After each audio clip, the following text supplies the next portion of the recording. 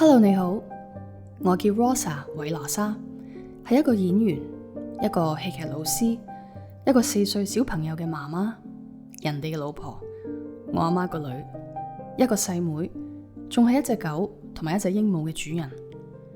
唔知你又有幾多個身份呢？相信喺香港，每10個人有10個都係咁壓力又點會少呢？而當我哋每日無時無刻同呢啲身份無縫交替嘅時候，有冇停低過感受一下自己嘅呼吸，理過自己嘅情緒，問下自己 Are you okay？ 好少咧，手機用耐咗都要充電啦，點解人唔需要呢？今次好多謝嚟自新加坡嘅 OCBC 邀請我去製作呢一段錄音，等我響接住落嚟嘅幾分鐘可以同你傾傾偈，幫你充充電。係啊，係同你傾偈，你可以回應我，而我又會想象你嘅回應係啲乜嘢。好奇怪咧，可能因為我係一個演員啦，我成日都要咁做。不過首先，我想分享一個我嘅經歷。記得我仲喺演藝讀緊書，喺一次舞台劇演出緊嘅時候，我出咗一啲狀況。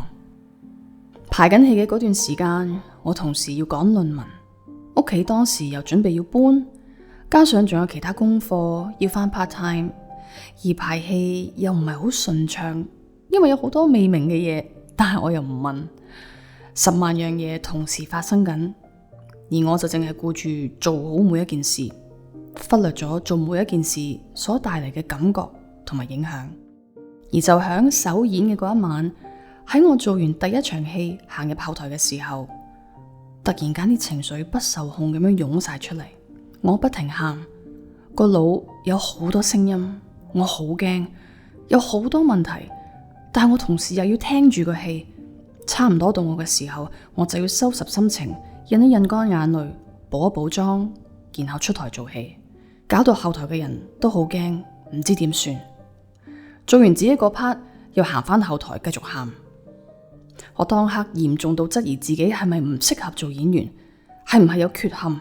我而家呢個狀態會唔會走嘅之類咁嘅諗法不斷湧出嚟。我根本唔係喺台上面同演員交流緊，我唔係做緊我應該要做嘅嘢，只係頂硬上，交咗差就算，所以做得非常差。之後幾場係有少少好轉，但係都唔係響一個最佳嘅狀態。成個演出完咗之後，我同我當時戲劇系嘅老師講起呢個經歷，我話今次嘅演出係一個好差嘅經驗。佢糾正我，好用心咁樣開導我，話其實係一個好好嘅 experience， 因為我好實在咁樣感受到個人嘅狀態係點樣影響緊我作為演員嘅工作。係佢教識我梳理情感嘅重要性，係佢令我明白我未搞好我嘅架撐就攞去開工，後果可以不堪設想。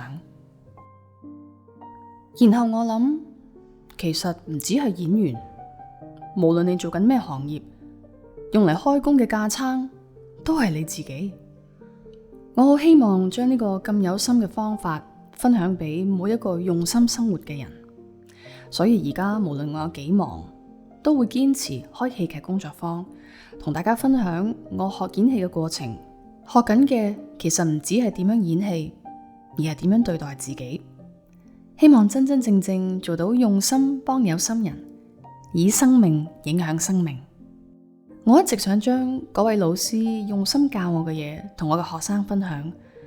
我同佢哋講，當你能夠養成同自己傾偈呢個習慣，慢慢你就會學識點樣去聽，點樣去感受自己，點樣去梳理自己嘅問題，點樣調整自己去返一個良好嘅狀態，去面對工作，面對生活。好啦，我哋係時候又傾下偈啦。都市人每日行程滿滿，每朝求其食2啖麵包做早餐，返到公司開始用腦做嘢，然後放工趕車返屋企。當然啦，中間仲有好多林林總總嘢要處理，但我嘅意思係，你有冇一刻停低過，拍一拍自己嘅膊頭，同自己講聲喂，thanks，辛苦晒。而家係咪諗緊自己有冇咁樣做過呢？喺我嘅工作坊入面，我經常強調兩樣嘢，就係幾時都要對自己溫柔，幾時都要對自己誠實。你副計一直聽使聽話，但係當佢夠皮開始頂唔順嘅時候，你要知道，要承認，然後回應，咁樣先至係照顧緊你自己。點樣回應啊？不如就而家試下。首先，合埋雙眼，深呼吸一下，然後感受一下身邊嘅環境，再嘗試將個 focus 放喺自己嘅呼吸。可以嘅話，將隻手放響個心，感受下佢嘅跳動，然後同自己講：I am still here. I am okay. Thank you。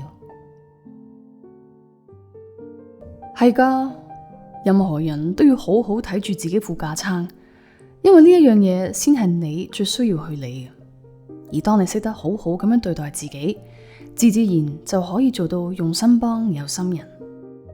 我好希望呢段短短嘅錄音幫助到你，令你放鬆啲啲，舒服啲啲。好多謝你同我傾偈，你都要多啲同自己傾下偈啊！拜拜。